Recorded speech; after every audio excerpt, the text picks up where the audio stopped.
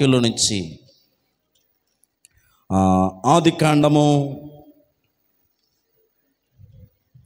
28వ అధ్యాయము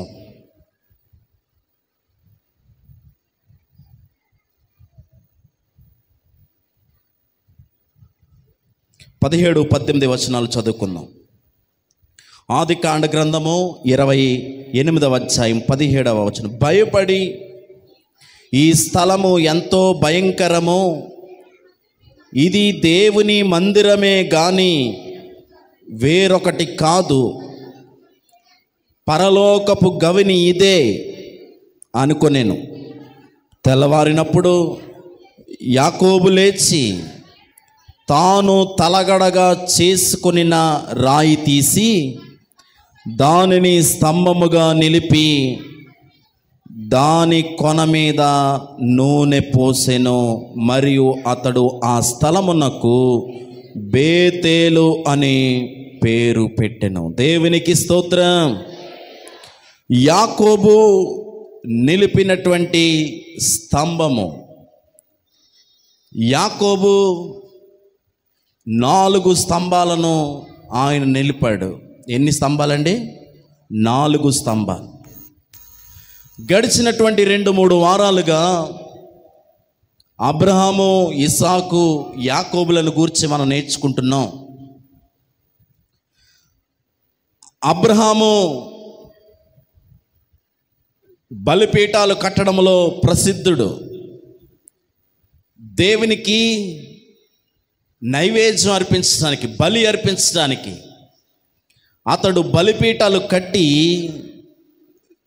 దేవుని నామాన్ని గణపరిచేటువంటి వాడు. పదే పదే మనకి అబ్రహాము అనే మాట గుర్తొస్తే బలిపీఠాలు గుర్తొస్తాయి. అవును, మన పేరు చెప్తే మన క్రియ గుర్తు రావాలి, మనం చేసిన మంచి పని గుర్తుకు రావాలి. మన వెనక వచ్చేది మనం సంపాదించినటువంటి ధనము కాదు, వెండి బంగారాలు కాదు, మనం కట్టిన బంగ్లాలు కాదు, మనం కొనుక్కున్నవి ఏమీ రావు. మన వెనకాల ఇల్లు అక్కడే ఉంటుంది, బంగారం అక్కడే ఉంటుంది, దాచిన డబ్బు అక్కడే ఉంటుంది, బ్యాంక్ బ్యాలెన్స్ అక్కడే ఉంటుంది, నువ్వు ప్రేమించిన వారు అక్కడే ఉంటారు, ఎవరు రారు నీ వెనకాల. కానీ నీ వెనక ఒకటి వస్తుందని ప్రభు చెప్పారు. ఏమొస్తుంది చెప్పండి?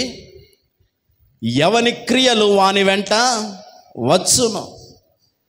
నీ క్రియలు నీ వెంట రావాలి అంటే నువ్వు మంచి క్రియలు చేస్తుండాలి.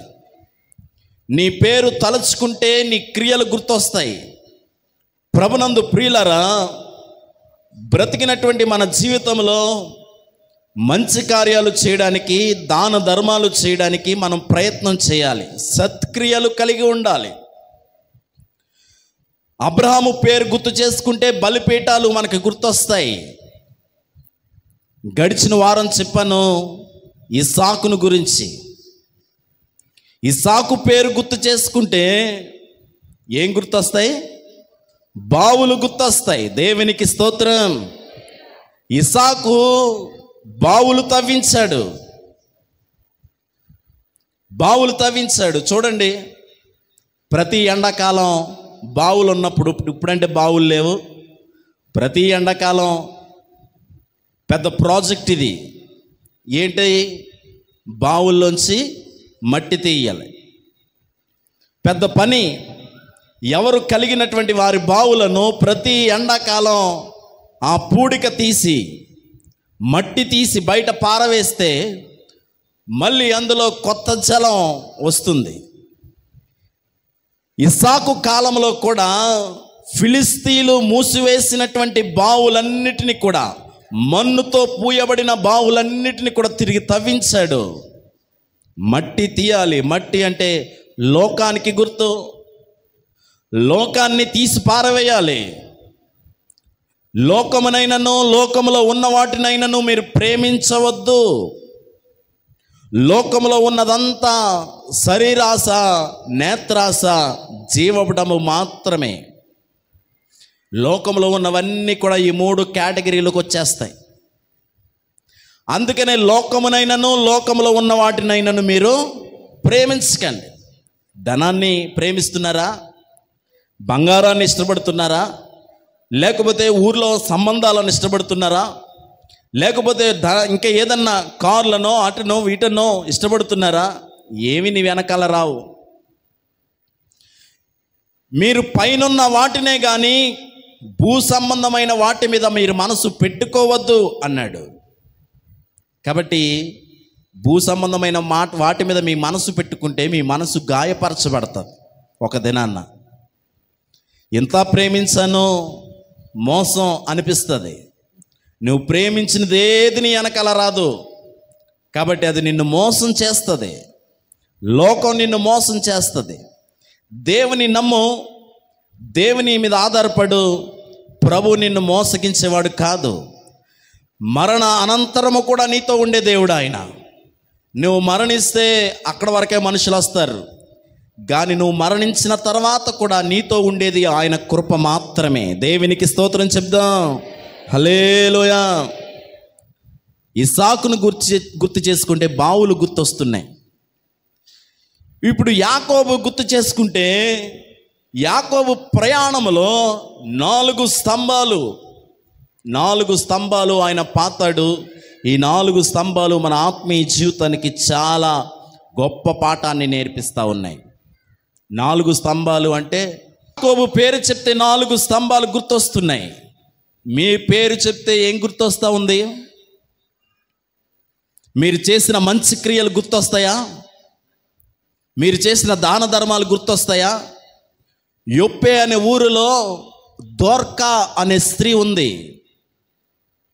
దోర్కా అనే స్త్రీ జబ్బు చేసి చనిపోయింది. పేతురు గారికి కబురు పంపించారు సేవకులకి. పేతురు గారు వచ్చారు ఇంటికి. శవం అలాగే ఉంది. వచ్చినటువంటి పేతురు దైవజనుడికి చుట్టూ ఉన్నటువంటి స్త్రీలు వచ్చి చెప్తా ఉన్నారు, అయ్యా, దోర్కా బ్రతుకున్నప్పుడు చాలా మంచి పనులు చేసింది. ఆమె మంచి సత్క్రియలు చేసింది. ఆమె దాన ధర్మాలు చేసింది. ఇదిగో ఆమె అల్లిన అల్లికలిగో ఎంతోమందికి వస్త్రాలు కుట్టించింది ఆమె చేతులు. ఎంతోమంది లేని వారిని ఆదరించింది ఆమె అని దోర్కాను బట్టి చుట్టూ ఉన్నటువంటి వెధవరాండ్రు ఆమెను గురించి మంచి మాటలు పలుకుతూ ఉన్నారు దైవజనుడి దగ్గర. దేవునికి స్తోత్రం. ప్రభునందు ప్రియులారా, నీ గురించి నా గురించి మనం ఉన్నప్పుడు మంచి చెప్పడం కాదు, నీవు ఉన్నప్పుడు నిన్ను పొగడడం కాదు, నీవు లేకపోయినా నీ గురించి మంచి మాట్లాడుకోవాలి. నీవు లేకపోయినా నిన్ను గూర్చి ఇదిగో పొగడాలి. దోర్కా బ్రతికలేదు, చనిపోయింది, కానీ దోర్కా గురించి స్త్రీలు చెప్తున్నారే, ఆమె మమ్మల్ని ఆదరించిందయ్యా, ఆమె మాకు వస్త్రాలు కుట్టించిందయ్యా, ఇంకా ఆమె అల్లిన అల్లికలీగో ఎన్నో దాన ధర్మాలు చేసింది. ఆమె ప్రయాసపడి కష్టపడిన దాంట్లో మళ్ళీ సత్క్రియలు చేయడానికి వినియోగించిందంట. క్రియలు ఉండిపోతాయి, మనిషి లేదేమో కానీ క్రియలు ఉండిపోయాయి. అప్పుడు పేతురు ప్రార్థన చేశారు. అద్భుతంగా దోర్కా సజీవంగా మళ్ళీ బ్రతికిందంటే ఇక్కడ రాయబడి ఉంది. దేవునికి స్తోత్రం. హల్లెలూయా. సరే, ఈ రీతిగా మన పేర్లకి కలిగితే ప్రభువు మనల్ని బట్టి ఎంతో సంతోషిస్తాడు. సరే, యాకోబుని గురించి నేర్చుకుంటున్నాం. ఇస్సాకుకు పుట్టినటువంటి తరం, ఇస్సాకు తర్వాత యాషోవు, యాకోబులు. యాషోవు అయితే తల్లిదండ్రులకు ఇబ్బంది కలుగు చేశాడేమో కానీ యాకోబు అయితే మాత్రం దేవుని బిడ్డగా జీవించడానికి ప్రయత్నం చేశాడు. అయితే ఇస్సాకు వృద్ధుడై కన్ను దృష్టి కనబట్టలేదు, మంద దృష్టి కలిగిన వాడుగా మనిషి ఆనట్లేదు. అప్పుడు పెద్ద కొడుకుని కేకేసి ఇలా అన్నాడు. ఈ విషయాలు మనకు తెలుసు. పెద్ద కొడుకుని కేకేసి అన్నాడు, రే, నీవే జ్యేష్ఠుడు కదా, నీవే పెద్దోడువు కదా, నీకే నేను ఆశీర్వాదాలు అన్నీ ఇస్తాను, నా ఆస్తులన్నీ నీకే ఇస్తాను. పాత నిబంధన కాలంలో జ్యేష్ఠుడికి ఎక్కువ ఆస్తి వస్తుంది, స్వాస్థ్యము ఎక్కువ వస్తుంది. ఇద్దరు కొడుకులుంటే ఆ ఉన్న ఆస్తిని 2 భాగాలు కాదు చేయాల్సింది, 3 భాగాలు చేయాలి. 2 భాగాలు పెద్దోడికి ఇవ్వాలి, 1 భాగం చిన్నోడికి ఇవ్వాలి. ఎందుకంటే పెద్దోడి మీద బాధ్యతలు ఎక్కువ, పెద్దోడికి జ్యేష్ఠ హక్కు ఉంటుంది, ఇంటి మీద అధికారం ఉంటుంది, తండ్రి తర్వాత తండ్రి లాంటోడు కనుక అతనికి 2 వాటా వస్తుంది, 2 వాటాలు వస్తాయి. తండ్రి పిలిచన్నాడు యాషావుని, నీవు ఇదిగో మళ్ళీ నీకు నీ ఆస్తులన్నీ ఇచ్చేస్తాను, ఆశీర్వాదాలన్నీ ఇచ్చేస్తాను, నాకు చచ్చిపోకముందు దుప్పి మాంసం తినాలని ఉంది, నువ్వు వేటకు వెళ్ళి దుప్పి మాంసం పట్టురా అంటే యాషావు వేటకు వెళ్ళాడు అరణ్యానికి. అతడు ఆల్రెడీ అరణ్యంలో ఉండేవాడు గనుక విల్లు బాగా అలవాటు ఉంది గనుక బాణం పట్టుకుని వెళ్ళాడు. దుప్పి దొరకడం అంటే సామాన్యమైన విషయం కాదు.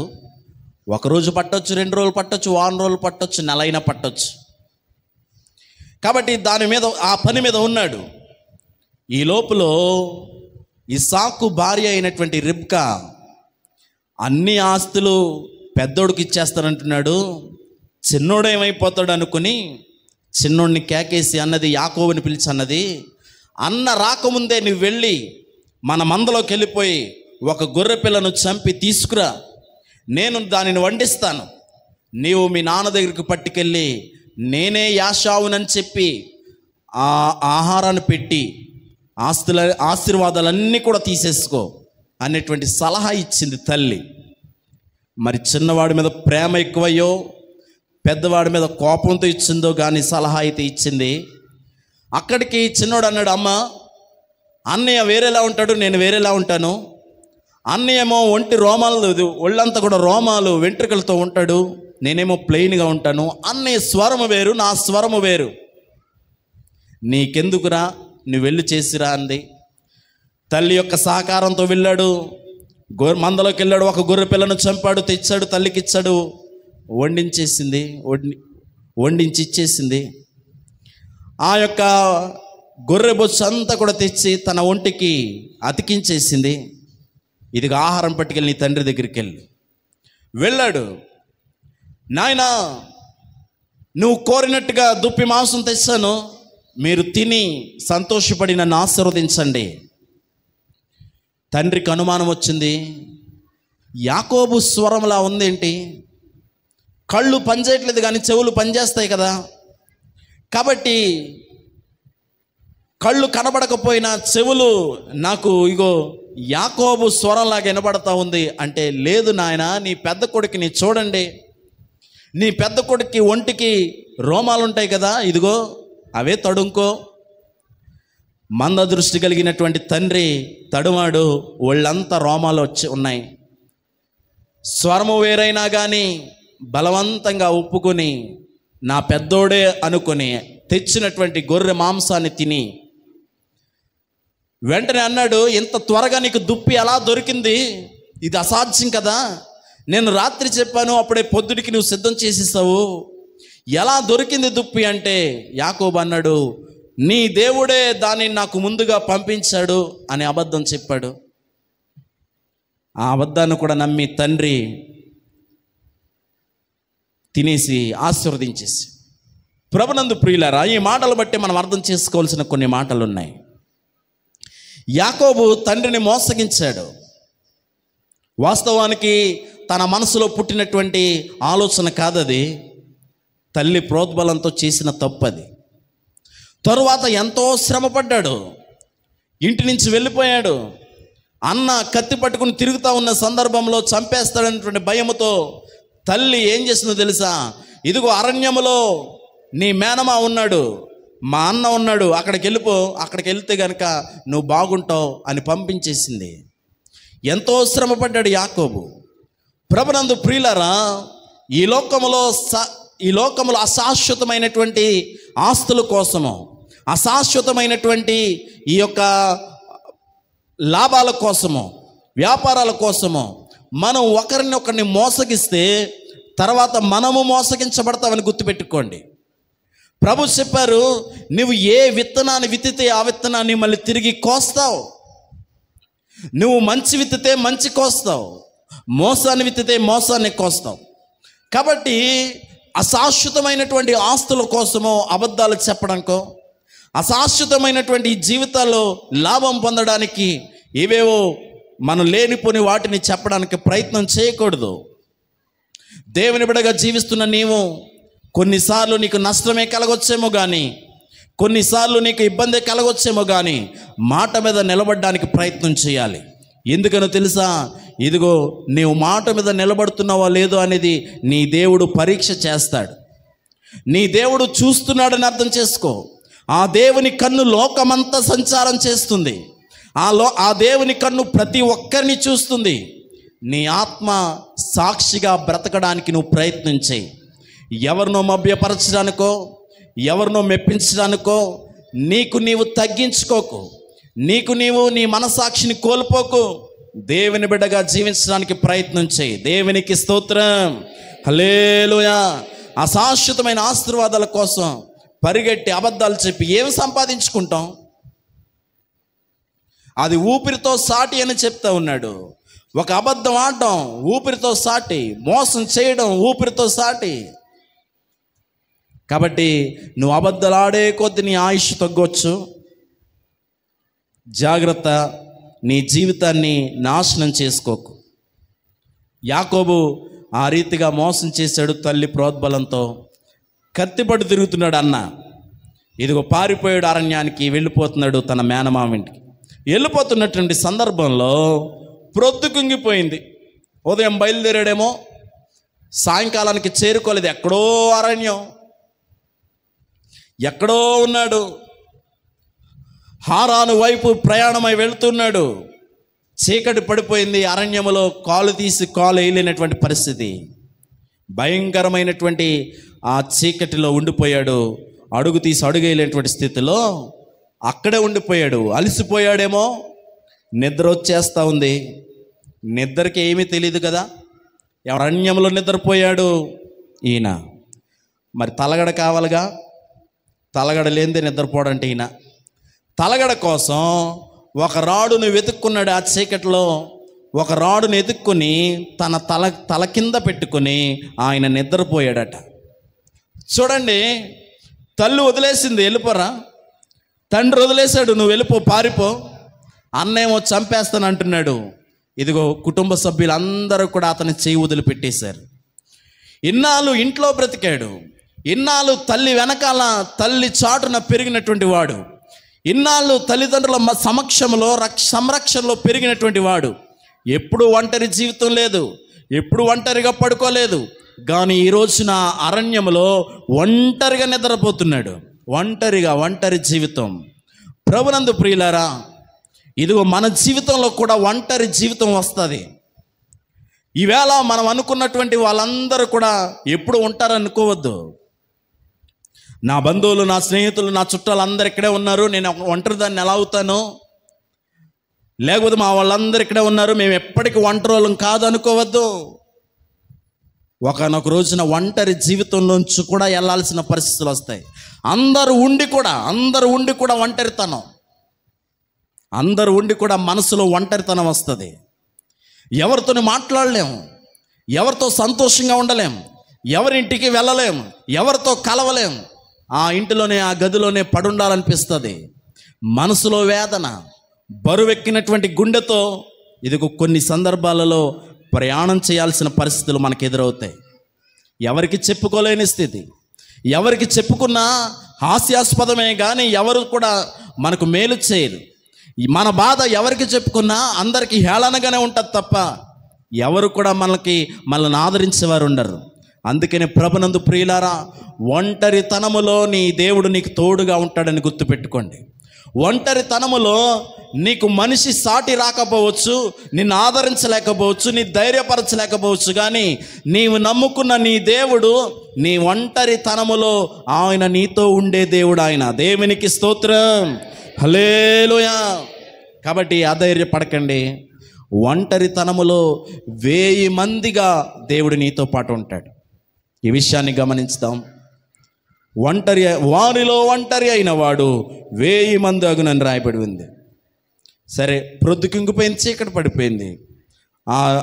ఆ రాడు వేసుకుని పడుకున్నాడట.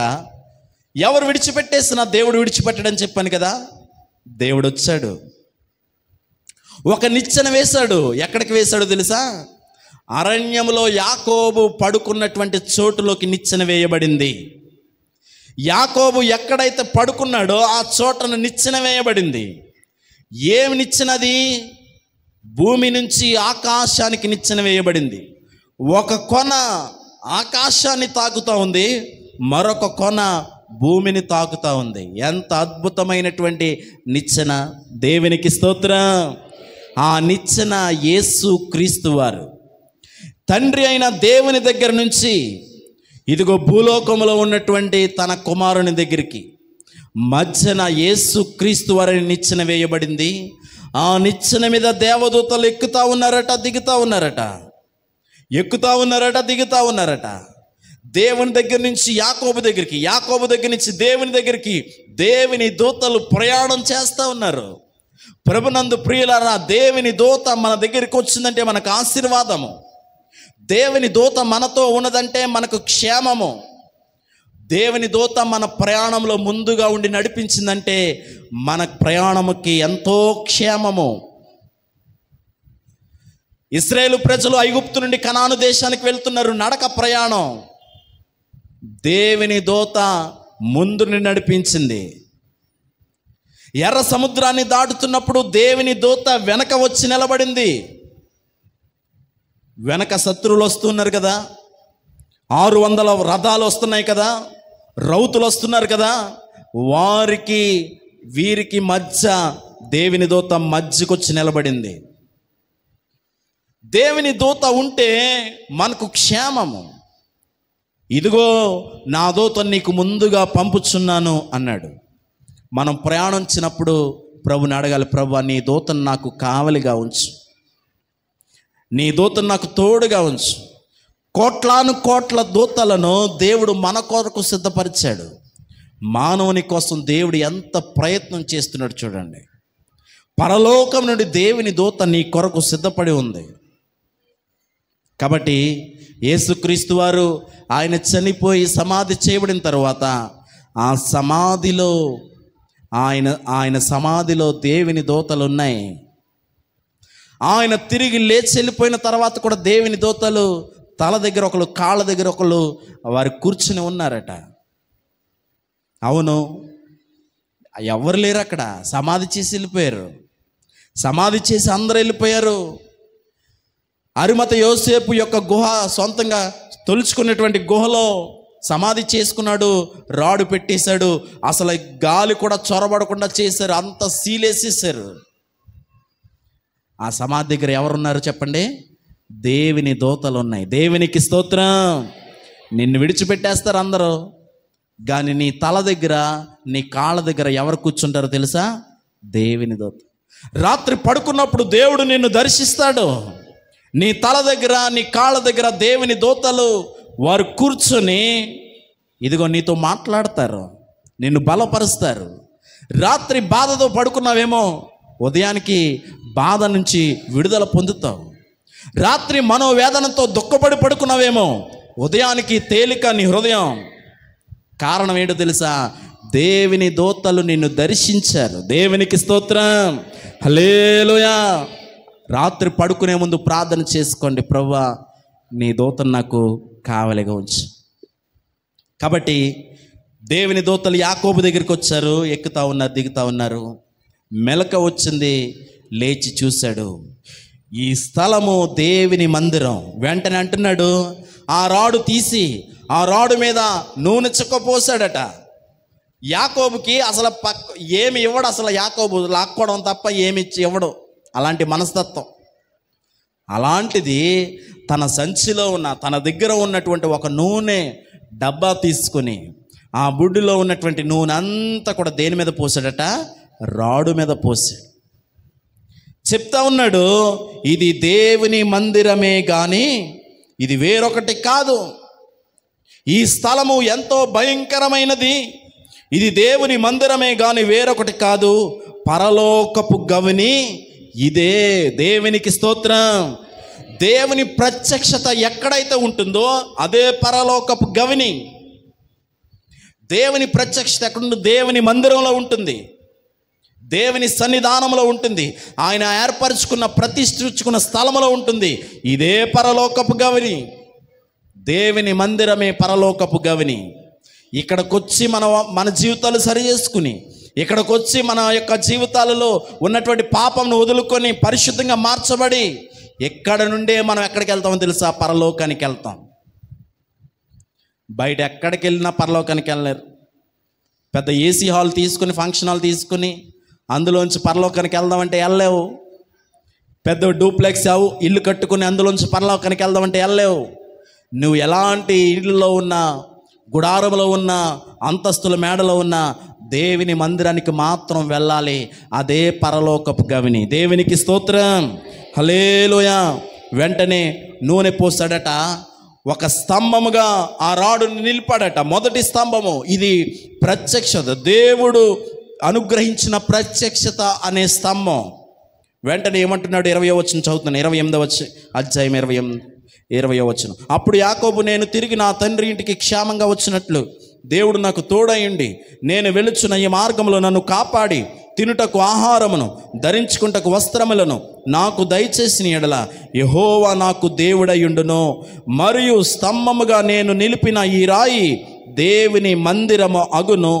మరియు నీవు నాకిచ్చి యావత్తులో 10వ వంతు నిశ్చయముగా నీకు చెల్లి. ప్రార్థన చేసుకున్నాడు, మొక్కుబడి. ఎటువంటి ప్రార్థన చేస్తున్నాడు తెలుసా? ప్రభువా, నువ్వు నాకు తోడయుండి నా మార్గం అంతట్లో క్షేమాన్ని ఇచ్చి మళ్ళీ నా తండ్రి ఇంటికి నువ్వు నన్ను క్షేమంగా చేర్చాలి. అప్పటి వరకు కూడా నువ్వు నాకు తోడుగా ఉండాలి. ఇలా నువ్వు ఉంటే నీవు నాకు ఇచ్చి యావత్తులో నేనేం చేస్తాను? నీకు 10వ వంతు భాగం నీకు చెల్లిస్తాను. అవును ప్రభునందు ప్రియులారా, దేవుని మందిరానికి మనం 10వ వంతు భాగాన్ని ఖచ్చితంగా ఇవ్వాలి. భక్తుడైనటువంటి యాకోబు, అబ్రహాము కూడా మెల్కీసెదెకు ఎదురైనప్పుడట, ఇదిగో తనకున్నటువంటి గొర్రెలలో, మేకలలో యావదాస్తులో 10వ భాగం దేవుని సేవకునికి ఇచ్చి పంపించాడని రాయబడి ఉంది. అబ్రహాము గారిచ్చారు, ఇస్సాకు గారిచ్చారు, ఇదిగో యాకోబు ఇస్తాను అని ప్రమాణం చేసుకుంటున్నాడు. వారు ఎంత గొప్ప భక్తులు! దేవుని ఓన్ చేసుకున్నారు వాళ్ళు. యాకోబు దేవుడని, ఇస్సాకు దేవుడని, అబ్రహాము దేవుడని పేరుగాంచేశారు వాళ్ళు. అంత మహాభక్తులుగా ఎలా మారారో తెలుసా? దేవుడు చెప్పింది చెప్పినట్టుగా చేశారు. కాబట్టి ఈ విషయాలు మనం ఆలోచన చేద్దాం. మొదటి స్తంభం పాతేశాడు. ఇది దేవుని మందిరము, దేవుని ప్రత్యక్షత అనేటువంటి స్తంభము దేవునికి. సరే, యాకోబు ప్రయాణమై వెళ్ళిపోయాడు. తన మేనమామ ఇంటికి వెళ్ళాడు. లాబానికి గొర్రెలు ఉన్నాయి, యావదాస్తి ఉంది. అయితే ఒక వారం రోజులు అయింది. వెళ్ళిన తర్వాత తన మామ దగ్గరే పని చేస్తానని ఒప్పుకున్నాడు. తన మామ అన్నాడు, పోన్లే ఎంత మేనల్లుడైనా ఊరికి నేను పని చేయించుకోను, నీ జీతం నీకు ఇస్తాను, నా మందలను మేపు అన్నాడు. సరే, మందలు మేపడానికి ఒప్పుకున్నాడు. కారణం ఎందుకు ఒప్పుకున్నాడు తెలుసా? తన మేనమావకి 2 కుమార్తెలు ఉన్నారు. అందులో చిన్నది అంటే ఇష్టపడ్డాడు. పనికి ఒప్పుకోవడానికి గల కారణం, అసలు కారణం ఏంటి? తన చిన్న కుమార్తెను వివాహం చేసుకోవాలని. సరే, 7 సంవత్సరాలు కొలువు చేశాడు తన యొక్క చిన్న కుమార్తె కోసం, తన మామ చిన్న కుమార్తె కోసం. 14 సంవత్సరాలు సాపిగా జరిగిపోయిందా అంటే లేదు సుమా. చూడండి, ఎంత దూరంగా ఉంటేనే ప్రేమ అనుబంధాలు బాగుంటాయి. దగ్గరికి వచ్చిన తర్వాత కొన్ని రోజులకి ఉన్న ప్రేమ కాస్త ద్వేషంగా మారుతుంది. ప్రభు చెప్పారు, అందుకనే మాటి మాటికి నీ పొరుగు వానింటికి పోకు. మా ఊళ్ళే కదా అని అంతమాటు కూడా వెళ్ళామనుకోండి, వారికి కూడా చిరాకు వస్తుంది. వారు చెప్పుకోలేరు, వారు గమ్ముని కాదనలేరు నిన్ను. నీకున్న ఇంట్లో, నీకున్న గదిలో, నీకున్న గుడారంలో పడుండు, అవసరమైతే వెళ్ళు, లేకపోతే దేవుడిని ఇచ్చిన దాంట్లో తృప్తిగా బ్రతుకు. ప్రభు చెప్పారు, మాటి మాటికి నీ పొరుగు వానింటికి పోవడం వల్ల అతడు నీ మీద విసికి నిన్ను ద్వేషించునేమో. అందుకనే మనం మాటి మాటికి పొరుగు వానిటికి పోకూడదు. దేవుడు మనకిచ్చిన కుటుంబంలో తృప్తిగా మన బిడ్డలతో ఉండడానికి ప్రయత్నం చేద్దాం. ఉన్న దాంట్లో తృప్తి పొందాం. మాటి మాటికి చెయ్యి చాపడం, మాటి మాటికి అప్పులు అడగడం, మాటి మాటికి అది అడగడం ఇది అడగడం క్రైస్తవ జీవితంలో మనం చేయకూడదు. నిజంగా ఏదైనా అవసరం వచ్చింది, పీక మీదకి వచ్చింది, అడగండి నోరు తెరిచి. నిజంగా అవసరత కనుక దేవుడు కూడా కనికరించి వారి పట్ల మీకు మేలు చేస్తాడు. మీరు స్థితిలో ఉండి కూడా, ఒక స్తోమతలో ఉండి కూడా మీరు ఎప్పుడు చేయి చాపరు కానీ అందరూ నీకే చేయి చాపాలి, మీరు ఎప్పుడు సాయం చేయరు కానీ అందరూ నీకే సాయం చేసేయాలి అనుకుంటే అది జరగని పని. సరే, మేనమామ దగ్గర ఉన్నాడు. కొన్ని దినాలకి మేనమామకి అతనికి మధ్య కొన్ని ఫైటింగ్స్. ఉన్న 14 సంవత్సరాల్లో ఇస్తానన్న జీతము 10 సార్లు మార్చాడు. ఎన్నిసార్లు మార్చాడు? 10 సార్లు మార్చాడు జీతం. ఇస్తానన్న జీతం కన్నా కట్ చేసేవాడు.